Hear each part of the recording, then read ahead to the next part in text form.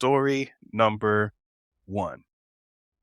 The OpenAI drama continues with Sam Altman ending up back at OpenAI. We thought he was ousted. We thought he was leaving. We thought he was with Microsoft, but suddenly he's back. Theo, what's going on here?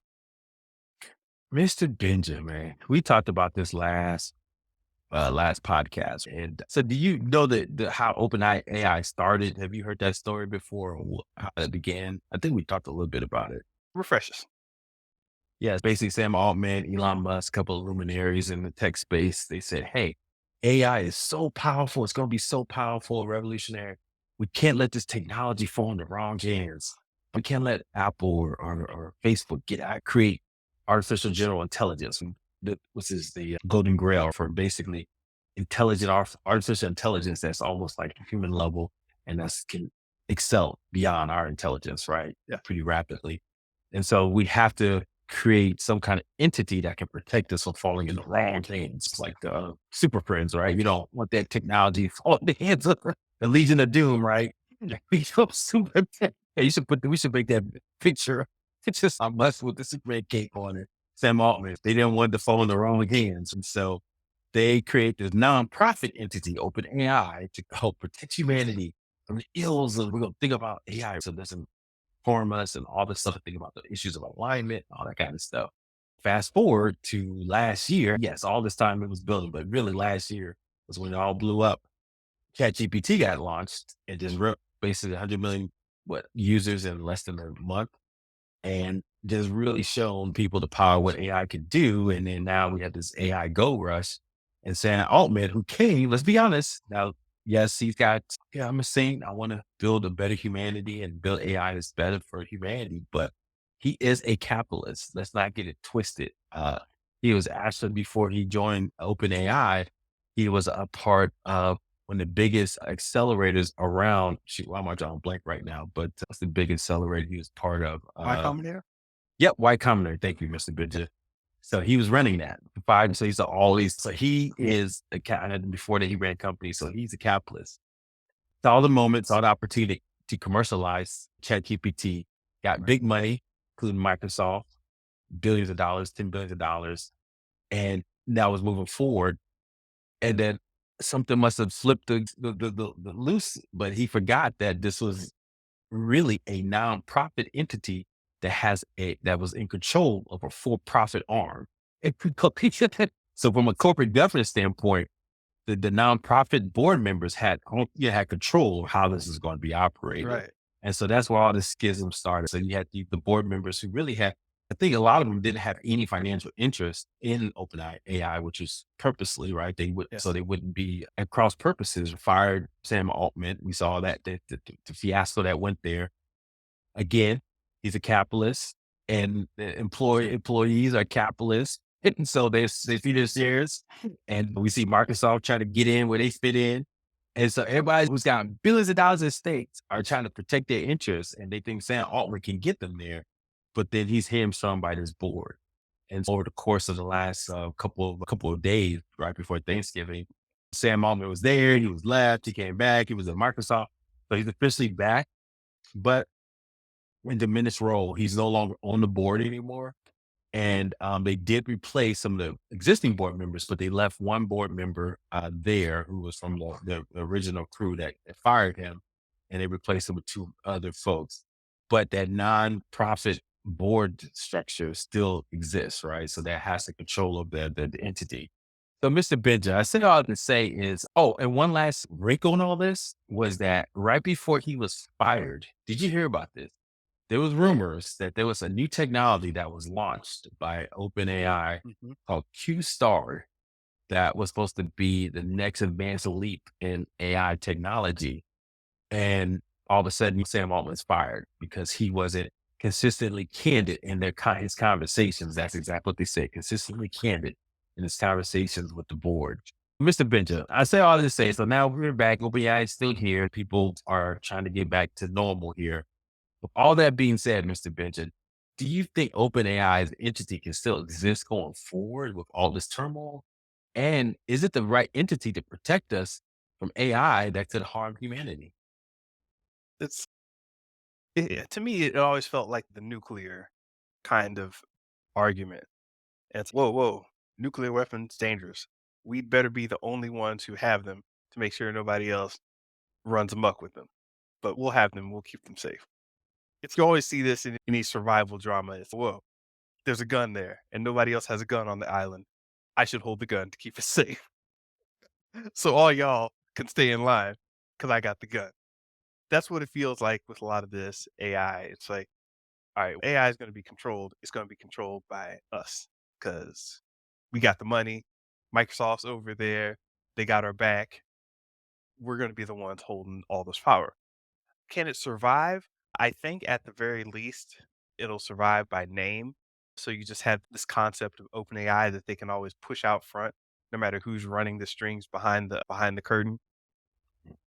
Like you were talking about Microsoft and the not Microsoft, but the for-profit angle, right? It's like they're making all these little they just released their own, "Hey, you can make your own GPT." And everybody's got all these plugins that they can buy and stuff. It's like, how do you set this up? How do you charge for it? It's okay. They might not be making money directly, but you can set up this whole licensing, profiting scheme from the whole thing.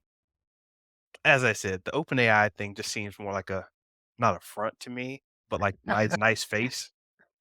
I It's don't a know. front. You Is s that what you said? It's just got this scam malicious. I commend them. They're trying to do something different. But when you got billions of dollars at stake of venture capitalist money, and you see the revolt, even with the employees, they revolted, right? Mhm. Because they have stock involved Yeah, in this now. The capitalist motive is so stronger than who cares about humanity, this nebulous term, when I care about my human self making money, right? So there's no alignment. Oh, I had this epiphany today, man.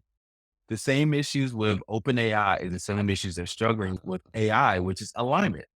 There is yeah, no alignment from the capitalist motive to saving humanity.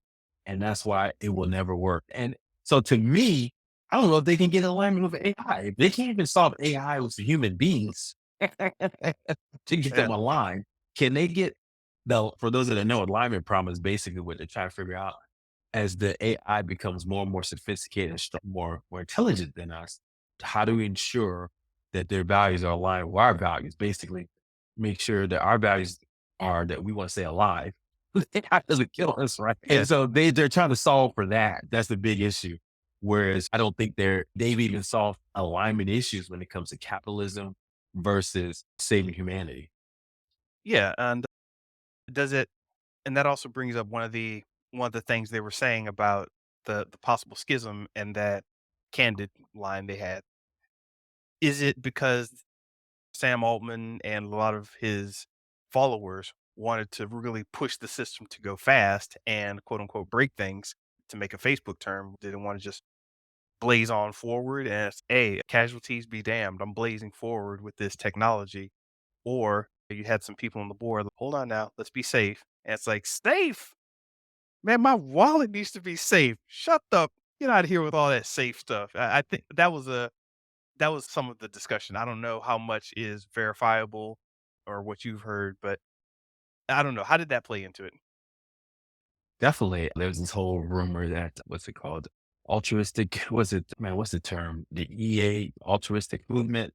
The Sam Beekman freedom movement, right? That everybody was saying the goal for this movement was to uh, was to basically make as much money as possible so they could solve all the benefits of humanity. And this is one of the things that everyone's trying to push this big, almost religious movement within Silicon Valley to figure out how to solve these problems. But the way to solve these problems is you got to make as much money as possible. And that is one of the things is so are they pushing Yeah. AI so they can profit from it? But at the same time, is its benefit and the humanity if they do push it. So it's hard to get that good balance. Did you hear Kevin O'Leary talk about this? Like that No, what did he say? Kevin O'Leary, one of the sharks from Shark Tanks, Mr. Wonderful, right? He said somebody asked him in an interview, they're like, well, we've got this whole wealth disparity and it's causing a schism in society of where you got people that are super poor and then you've got like the Bezos, Zuckerberg, oil oligarchs or whatever. You've got these unknown people in the Federal Reserve that there's so much money versus so little money, and she was bringing it up as a problem, and Kevin O'Leary was like, "Whoa, whoa, whoa, whoa, that that should that divide, that that chasm should grow even larger." He was saying that we need people with way more money, way, way more money, and people with way less money, and he said, inevitably, that person with way more money will drag everybody forward, Mm, and it doesn't matter how bad they feel, they're going to be better off. And it was an interesting thing because I'm like, okay, now that might technically be true, where if you didn't have fresh drinking water and didn't have toilet or whatever, but now you do. But then this other guy is taking trips around Mars and laughing it up and beaming it down to everybody on Earth. Look at me, I'm on Mars, yeah. Does that make you feel better, even though you got clean water and you didn't before? You know what I mean? So mm, it was an interesting argument, but he was like, "Yeah, it doesn't matter how they feel. Make more mm. money." Yeah, and the term is effective altruism, so I want to get it Okay. right. And EA, right? yeah, EA, and it's a social movement using evidence and reason to figure out how to benefit others as much as possible and taking action on that basis. So basically, in other words, Sam Beekman-Fried, who just got probably gonna be in jail for the rest of his life, he's the EA advocate, and so the advocate is doing what he can to make as much money as possible. But the challenge I have with that argument is these guys are almost trying to be everyone's mommies and daddies, right? Dictating we know what's best, right? Because we're smart, and it's almost because we made so much money. Ergo, we know what's best for humanity, right? Which we all know wealth does not equate that you have the answers to solve society's ills. In some cases, Yeah. you just got lucky, and so now Right. Yeah. we're relying on you to guide, dictate what how humanity's going to be saved. And so this EA movement within Silicon Valley is really starting to show its head. It reared its head under the crypto movement, and now it's rearing its head under AI. And so I don't know. And so it's what are their ultimate goals for humanity? And it doesn't look good, man. It looks like a lot of those dystopian future books and movies that we always Yeah. read. Yeah, it's really weird. I was in the valley in the early 2000s and seeing all this, and I didn't get the hate for the tech bros, but now that I'm removed from it a little older and I can step back and see like I do, then it's wow, the some of the tech bro mentality, I see it a lot more clearly now. But, I know we want to move on, but I oh, think oh, to your point though, I think we were all more Pollyannish, right? We were almost optimistic about technology in the early 2000s. Oh, look at this, the browser. I remember literally being in your room when we learned about Netscape blowing up. yeah. Like we just, oh, what's this? And we got super excited, man. It was like, look, I don't want people to think that it was always shit. There was moments where generally joy and Oh, excitement no, about yeah, the future possibilities. But to your point, that's been corrupted over and over again, where we're almost cynical, right, about this. And new generation, I think that growing up, I think they're born cynical because they understand probably more intuitive because it's all they know. But they know that just like anything, you just can't trust a lot of that stuff. And I don't know. It's gonna be interesting to see what happens. One last thing, and we'll move on with Q Star, Mr. Benja. Did you hear about that before this, or what did you think about that story? That was interesting. actually, I didn't know anything about Q-Star. I thought you were referring to GPT-5, which got announced, but no, Q-Star is something different. Yeah, so it sounds like it could be a breakthrough in that direction. Of course, OpenAI is not being very open with exactly what this technology can do. So yeah, and then I saw this other article. One last thing, I saw this other article about quantum computing. NASA has shut down the quantum computing research, and Mm, it's interesting. This coincides with AI.